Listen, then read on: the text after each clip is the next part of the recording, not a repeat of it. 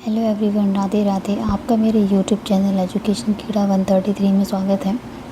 आज हम अपनी इस वीडियो में कक्षा 2 की नई एनसीईआरटी की किताब सारंगी का पाठ 2 आनंदमयी कविता घर के विषय में बताएंगे, जो कि इस कविता में एक छोटे बच्चे और उसके पिता के बीच में हो रहे संवाद के विषय में बताया गया है।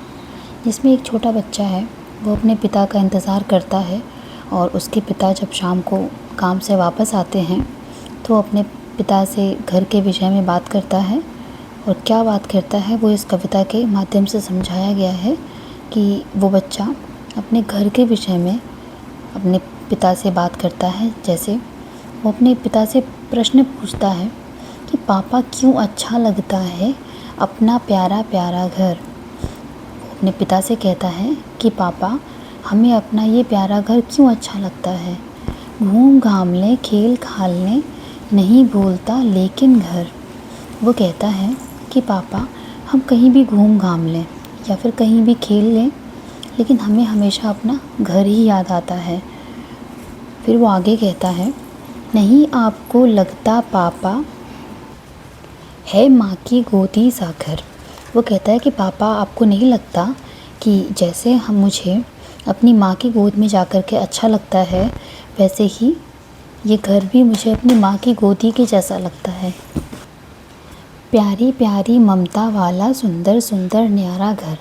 जिस तरीके से मेरी माँ मुझ पर अपना प्यार लुटाती है, उसी तरीके से ये सुंदर सुंदर प्यारा घर भी मुझे अपनी माँ की तरह लगता है।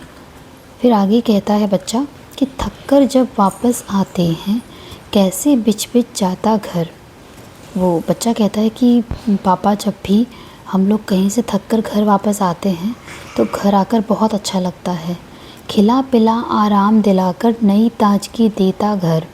बच्चा आगे कहता है कि जब भी हम खा पी के फिर घर में सोते हैं तो एक सुबह उठने पर एक नई ताजगी रहती है।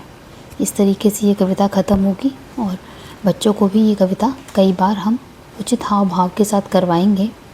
इसके बाद आगे इस कविता से जुड़े कुछ अभ्यास प्रश्न हैं जो बच्चों को करवाए जाएंगे। जैसे बच्चों से ये प्रश्न पूछे जाएंगे कि आपको अपने घर में सबसे अधिक क्या अच्छा लगता है और क्यों। बच्चे इस पर अपनी अलग अलग प्रतिक्रिया देंगे। फिर बच्चों से पूछा जाएगा कि आपको कब कब घर की याद आती है। फिर घर को माँ की गोदी सा क्यों कहा गया है, ये हर एक बच्चे से पूछा जाएगा।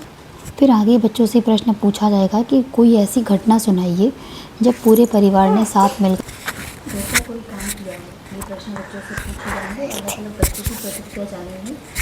इसके बाद ये काम बच्चों से करवाया जाएगा कि घर कविता अपने परिवार के अन्य सदस्यों को सुनाइए। जब परिवार में किसी कोई अन्य कविता या कहानी सुनाने के लिए कहा जाएगा।